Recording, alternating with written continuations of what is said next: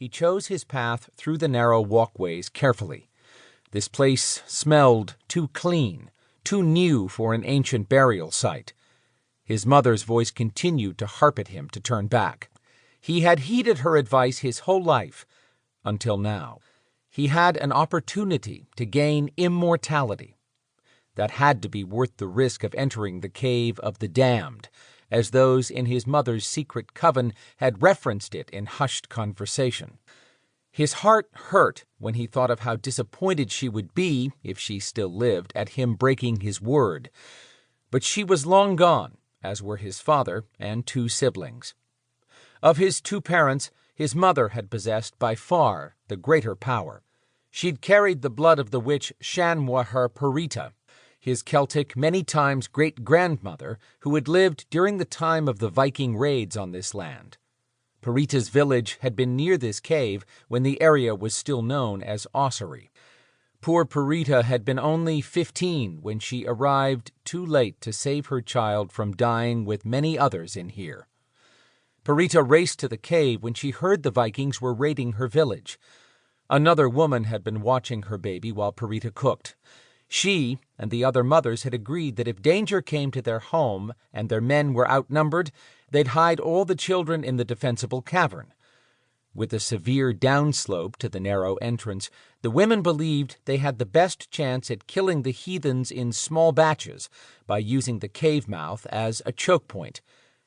In 928, hulking Vikings, both men and women, from Dublin, had been on their way to attack the Vikings in Waterford. The Vikings of Ireland were not at all united back then. The bloodthirsty pagans lived for a brutal battle and to bludgeon all who were of no use to them, but they captured women and children as slaves. Upon discovering where their future slaves hid, the Vikings decided to force the captives out of hiding by setting fires near the cave entrance.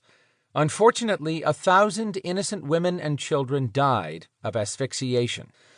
Coming upon the scene, Perita lost her mind, screaming at the Vikings and racing out into the open to save her child.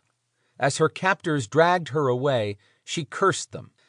According to his mother, Skinwalker Perita eventually escaped the Vikings, married again and had more children, then lived to well over 100.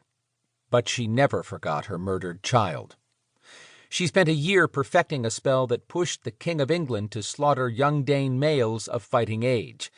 That campaign was now known as the St. Brice's Day Massacre, and those Danes would have been the next generation of Vikings. The bad blood between Vikings and England lasted for over 60 years. La Cuchilla chuckled to himself. Perita knew how to dish out revenge. A bird caught inside the cave fluttered and chirped, pulling his attention up. He smiled, recalling how he'd studied many birds growing up, but his favorite would always be the Alcon peregrine, a magnificent falcon.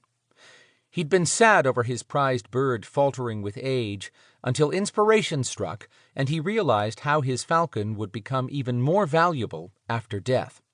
He'd possessed more than one peregrine falcon over the years, but the one he had now would become a truly exceptional creature if his mission today were successful. Now was not the time to allow his thoughts to wander if he intended to survive, and he did. In spite of archaeological explorations of this cave, the spirits prevented discovery of one particular pile of bones that lay beyond a tunnel, which dwindled until it appeared to terminate. He remembered every word his mother had shared about her ancestors. She'd passed them down only to her most powerful child, but even so, she had not told him everything. Some things he'd discovered on his own.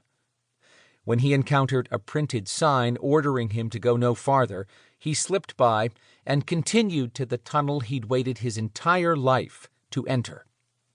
Deep inside, the narrow passage split off into 2 dark directions. Opening his hand, he whispered words, and a flame appeared above his palm. Now he discerned that the arched ceiling on the left side had a dip in the center. That was the marker. His heart thumped loudly in his ears as he headed down the left vein. The deeper in he traveled, the lower the ceiling of the tunnel became until he was on his knees.